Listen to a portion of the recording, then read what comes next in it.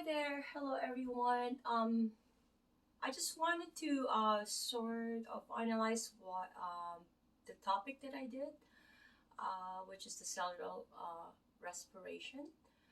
Um, just wanted to add that you know because enzyme and coenzyme act on these, right, and on these processes. There's so many stages and phases that goes around during the cellular respiration, and the first stage is the activation. Like I've said, activation, wherein you will have to put money, just like in business, you have to put money to be able to make money, right?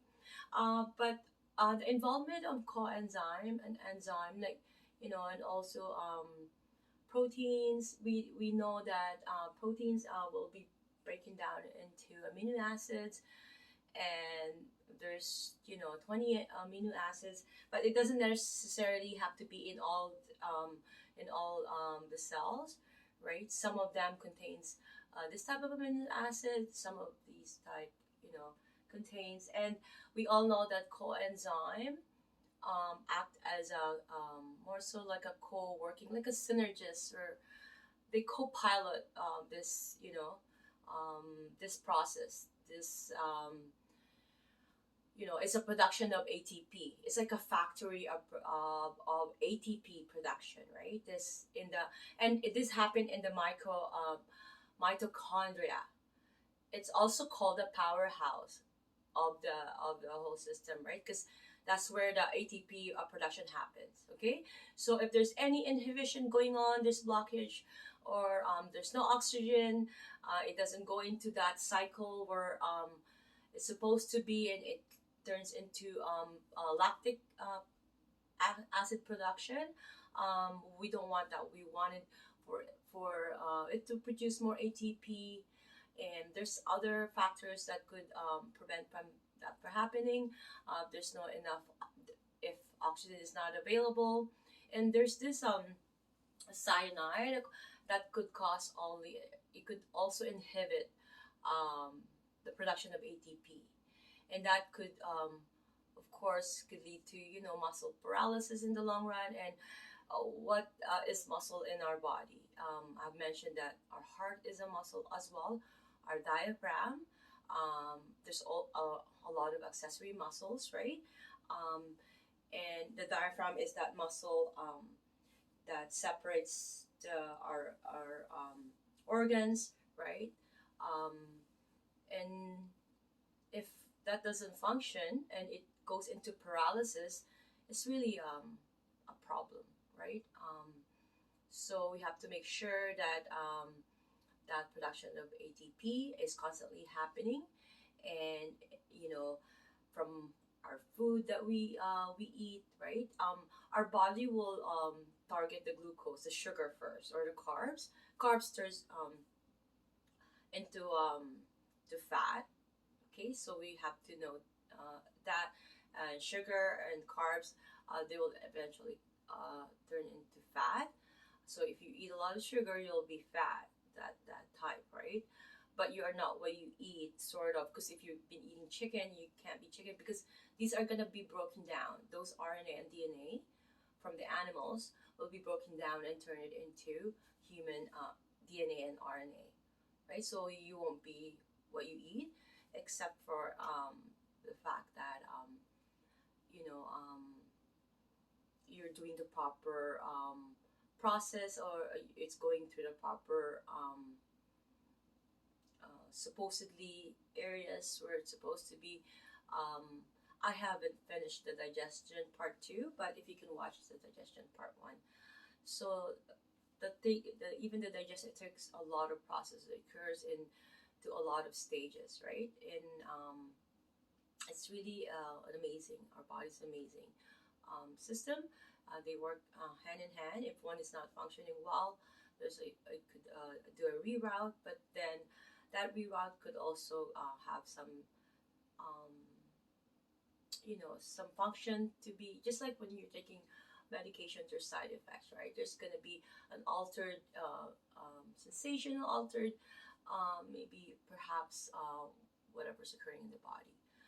Okay. Um, okay. So with regards to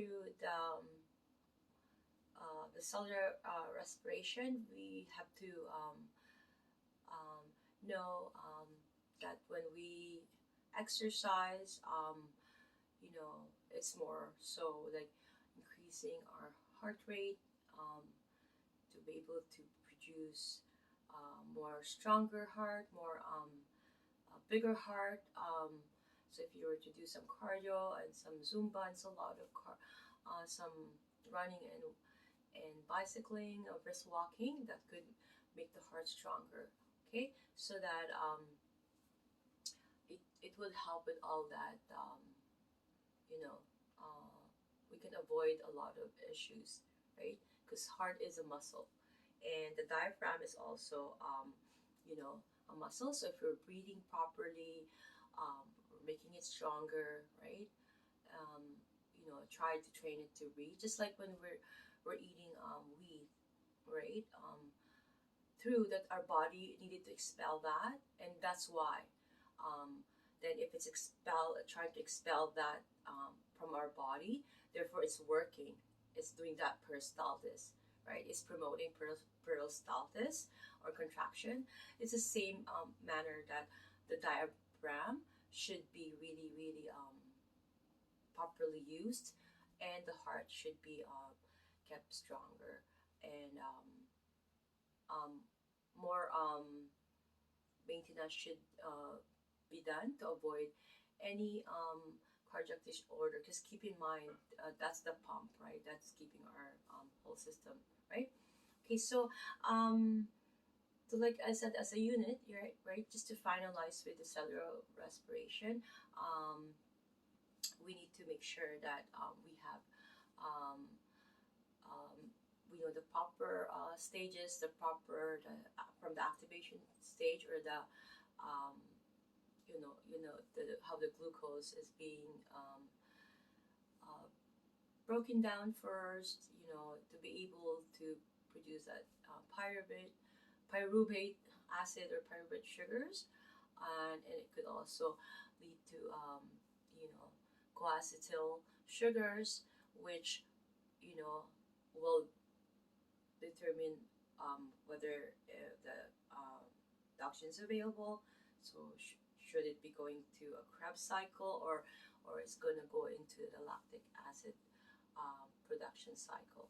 So those things, just to keep that simplified in our head, so that anywhere we go, we know how the cellular respiration works. Okay, without having the proper lactal number, but if you have them in your notes, you will be able to instantly just look at them, or in your phone, because everybody's always have their phone anyway, so might as well put in the phone, but always keep it in your mind, keep it that information permanent.